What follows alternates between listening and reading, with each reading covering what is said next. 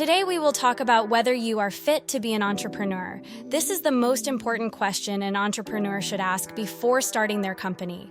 Those who ask this question and start their business are 69% more successful according to studies. So let's ask this question together and increase our success rate. What makes an entrepreneur tick? Let's be more specific. What are the personality traits of a successful entrepreneur? What kind of background has?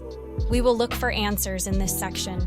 A successful entrepreneur, whether you have the qualifications required to complete this section, you will understand it better after reading it. You can use the tests, books, and websites available on the market to assess your situation before embarking on the entrepreneurial life. The U.S. Small Business Administration, SBA website, has this.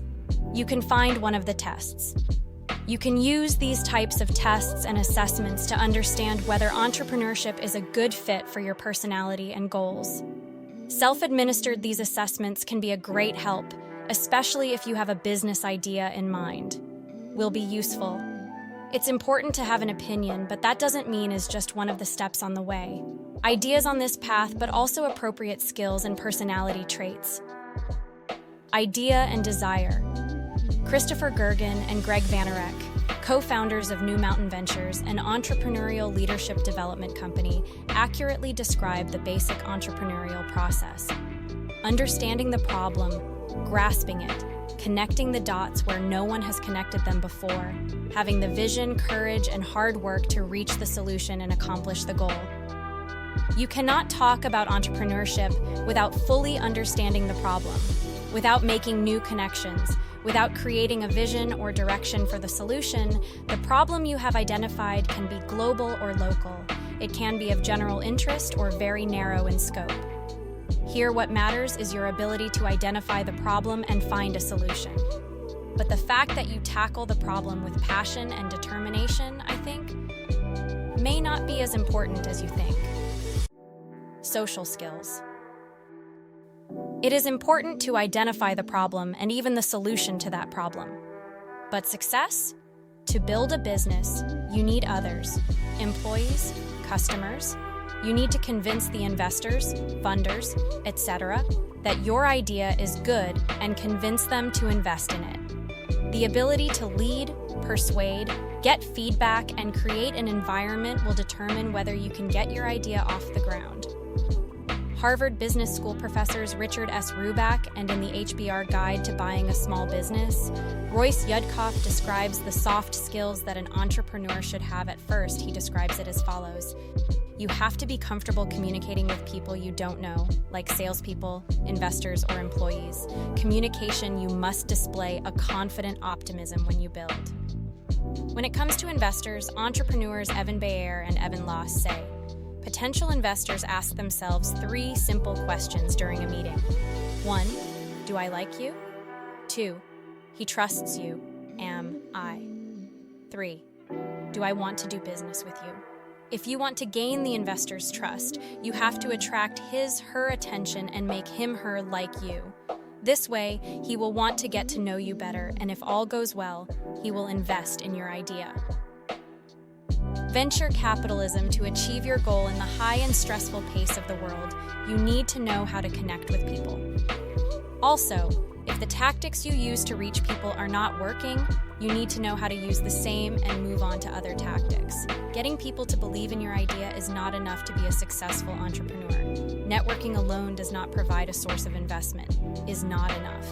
Likewise, a sale is just selling something to a customer, is not. All these activities are related to your business idea or your company's gives you information about the situation. But don't forget to ask for feedback, or if you don't know how to accept it, you can't make use of the information that's coming your way. I'm a university lecturer and marketing professors Vincent Onyema, Martha Rivera Pesquera, and Abdul Ali. The failure to sell a new product or service found that one of the most common reasons was a failure to listen to customer complaints. The researchers summarized it as follows. Some entrepreneurs are often afraid that their ambition and ego will lead to a negative attitude towards criticism, that it leads them to buy the product and therefore it can increase the sales of the product, that they ignored suggestions for change. The successful entrepreneur knows when to stick to his guns and who knows how to listen to advice and change his or her path. The successful entrepreneur also realizes that he or she has reached the end of the road. He or she accepts that if his or her project is not working, he or she should move on to another field. Instead of accepting failure gradually, he or she moves quickly and swiftly. It is better to accept it as such. Eisenberg quotes the writer Joseph Conrad on this point. "Any fool can go on, but only the wise know when to lower the sails." Working style. Being your own boss sounds great. It's nice not to take orders from anyone, of course, but being the boss means that you have to rely on yourself to succeed, to challenge yourself, to motivate yourself constantly. It is your duty to do these things. You cannot expect someone else to do it for you. A successful entrepreneur is motivated by the solutions he devises in his head for them. He will do work, doesn't just sit there, and there is always something to do. The successful entrepreneur is often goal-oriented. They keep their eyes on the big, he locks in the prize and strives tirelessly and with determination to win. And when the time comes, he knows how to change his strategy without wasting time. Knows. Indeed, no matter how well planned, most new businesses are characterized by experimentation. Your job is to take advantage of this by using your experimental mindset. Starting small gives founders a chance to test the product or service and make necessary changes. Afterwards, they can put in place a business model that will enable growth and development. Monitor customer reaction to the product. Price and usage patience is required, so that you don't make a big investment to make the necessary corrections first. A classic counterexample of this patience and experimental approach is the dot-com webvan, one of the companies of the period. Webvan's executives were to adopt this type of approach. Between them, the Borders Kifaikai, the founders of Webvan, whose names include Louis Borders, founder of the chain of tap stores, have expanded their fruit and vegetable business across the U.S. and designed a system to deliver to the customer's home. They built a huge 30,000 square foot fully automated warehouse in Oakland, California. They quickly raised more than $850 million, raised a lot of investment capital, and in urban centers similar to build 26 more specialized warehouses. However, the company never turned a profit. Within 2 years, all cash and went bankrupt. The company did too much of too many things in a short period of time. But the successful entrepreneur knows how to change its strategy quickly in a given situation. Even a well-designed trial and error process, not enough to eliminate all the risks it may face. Rooted in. Unlike the managers of companies, you as an entrepreneur should be able to be comfortable with risk and not see your lack of knowledge as a threat. For someone in a well-established company, in cases such as product sales, signing contracts, making agreements, you are likely to find yourself in a life and death struggle. Entrepreneurs, they stand so close to the edge of the cliff of failure that they sign every deal they make is very important. A director of a well-established company, don't say you need more information before making a decision, whereas an entrepreneur has the luxury of making the best of uncertainty and moving on. You can't just stand still waiting for more information to come in. They feel this pressure, especially when making deals. Quemmerly says that a successful entrepreneur must know how to close a productive deal even under pressure. As much as the market difficult, no matter how small the deal, an entrepreneur to know what to give up and what to keep. Entrepreneurship background. Entrepreneurship actually runs in the family to an astonishing degree, is the thing. Children of company owners starting their own businesses are more likely than others. They are also more likely to pursue entrepreneurship-centered undergraduate and MBA degrees. In fact, this is not surprising. Most of the time, company owners, the challenges, joys, difficult choices, and rewards that come with being families are the main topic of dinner. These children, on the weekend, and works in the family business during summer vacations, and learns all the basics about being a business owner. For example, it is important for everyone Paul Newman, whom he knows as an actor, grew up in such a family.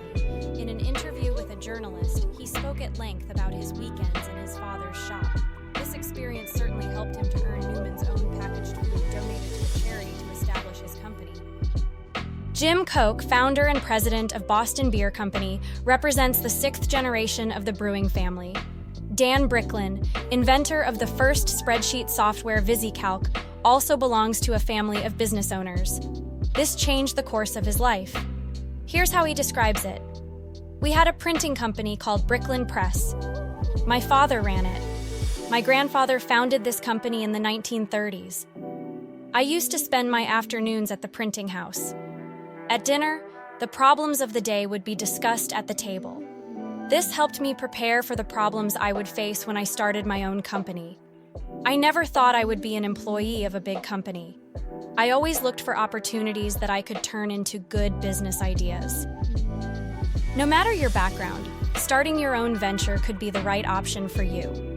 It is important to remember that successful entrepreneurship is a combination of personal qualities and the right planning. You don't have to be a super genius to have a great idea. The most successful startups start with small steps of innovation. You don't need to be fearless either. Successful entrepreneurs have a healthy risk aversion, nor do you need to have business know-how. You can learn over time or partner with another experienced entrepreneur. Someone who has all the qualities a successful entrepreneur needs but has a bad plan will not succeed. Someone who has a very good plan but is unmotivated and afraid of uncertainty will not succeed either. You must have a very good plan, have the ability to execute it, and be highly motivated. It is this motivation that turns success into a personal goal. Do you have these qualities? In summary, we can list 3 points. 1. The idea plays an important role in the success of the entrepreneur, but it is not enough on its own. Your personal background, inclinations, motivation, and skills are also important. 2. You can use tests to find out if you are a good entrepreneurial candidate, but we recommend that you use these tests only to get an idea, not to make a final decision. 3. Family plays a big role in entrepreneurship. Company owners' children have the opportunity to start their own companies when they grow up, is more likely. Don't forget to subscribe to my channel for more.